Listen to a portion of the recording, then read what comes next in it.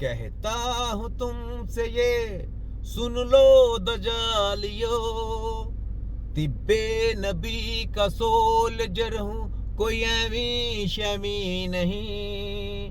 हमसे जमाना खुद है, जमाने से हम नहीं।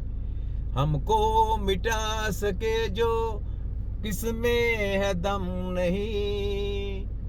सुन लो दजालियो ये कहता हूँ तुमसे मैं, तिब्बे नबी का सोल्जर हूँ, कोई एवी शमी नहीं। सुनो तुम्हारी ऐसी की तैसी, तुम्हारी तो मैं बैंडे बजा दूंगा। सुनो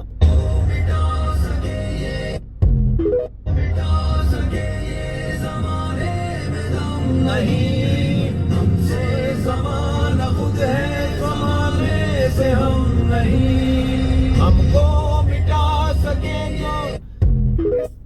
ठीक है, ये दजालियों को पूरी वाह लगी मारी। कहता हूँ तुमसे ये मैं, सुन लो दजालियो, तिब्बे नबी का सोल्जर हूँ, कोई एवी शमी नहीं। सुन लो दजालियो ये तुम्हारी ऐसी की तैसी, तुम्हारी मैं बैंडे बजा दूंगा। देखो मैं कहाँ से विक्रेट लेके तुम्हारी मैं बैंड बजाता हूँ। ये भी सुनो, सुनो तुम्हारी। बेखुदी की जिंदगी हम जिया नहीं करते, जान दूसरों से छीन कर हम पिया नहीं करते। उनको मोहब्बत है तो आकर इजहार करें, पीछा हम भी किसी का किया नहीं करते। ये उनके लिए जो हमसे मोहब्बत का, प्यार का बहाना लगा के हमारे जज्बात के साथ खेलते हैं। जो मुखलस लोग होते हैं, मुखलस साथी होते हैं, उनके जज्बातों के साथ खेला जाता है।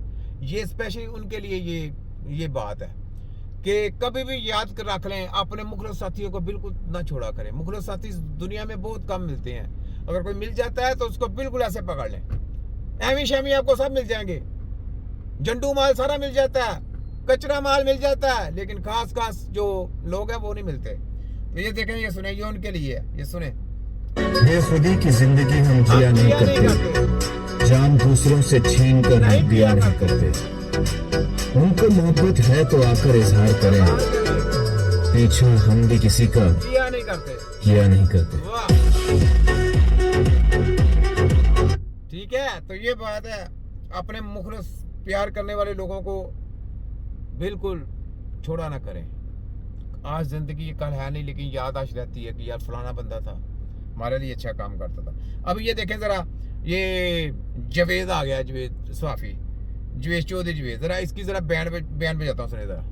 आजमा बुखारी साहबा का एक बयान है जी, कमाल ही बयान है। क्या? उसमें उन्होंने कहा जी, भारत के खिलाफ जो ऑपरेशन हुआ उसकी निगरानी नवाज शरीफ ने की थी, और ये पूरा ऑपरेशन डिजाइन नवाज शरीफ की निगरानी में हुआ था। देखिए, वो बनाया उसने, प्रोग्राम ना था, पूरा डिजाइन उसने इकट्ठा करना था। उसके मुंह से तो सी तक नहीं निकली। उसको पता था कि ये उन्होंने काम करना और पानी का जो है ना सौदा कर देना, इनको डॉलर मिलने थे, आगे डॉलर मिलने थे, प्रोग्राम था पूरा।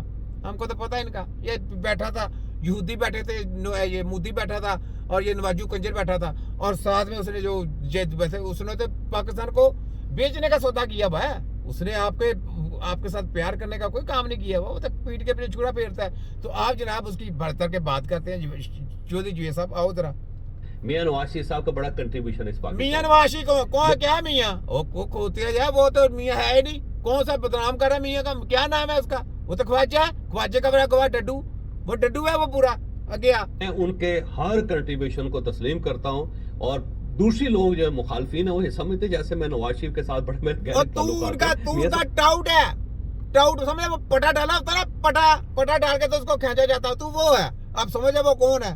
पटा डाल के वो तुम वो हो, आगे आओ।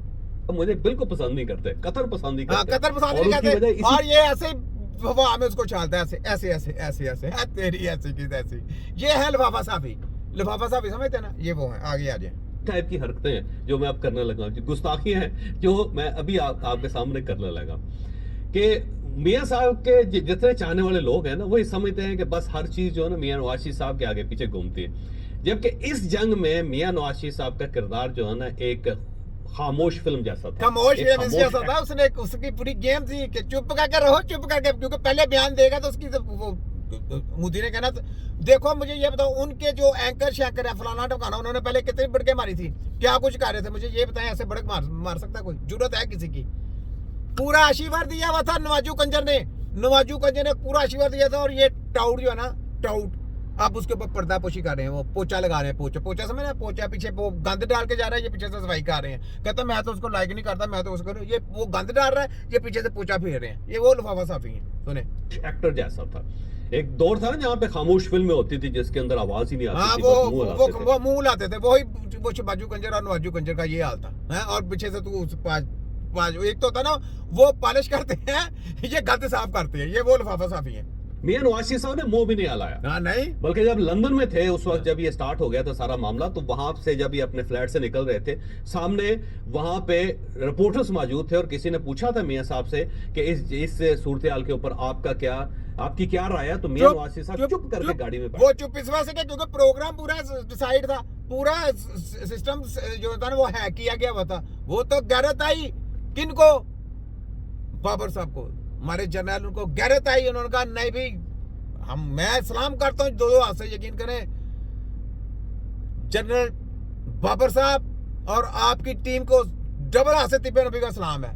यकीन करें बहुत आला कदम उठाया था आपने, जो इनके मुंह काले हुए हैं, इन जैसे सहाफियों के भी और नवाजू कंजर के भी। मैं कल आपको बता चुका हूं कि सारे सिनेरियो में मियां नवाज शरीफ साहब की भी इमरान खान साहब के साथ साथ कैजुअलिटी हो चुकी है। ओ चल तेरी तो ऐसी मियां नवाज, वो उधर बैठा, वो सजाएं काट रहा है, वो बाहर बने हलवा पूरी खा रहा है और बड़े तमाशे अंदाज में देख रहा था कि अब देखो क्या होता है, देखो मैंने गेम पलट दी हुई है।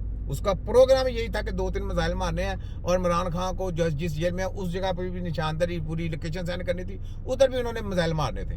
उनकी ये प्रोग्राम ही यही थी कि जी हमने उधर भी मार दिया, उधर भी मारी, उधर भी मार दिया, सब जगह मार दिया। इस तरह का प्रोग्राम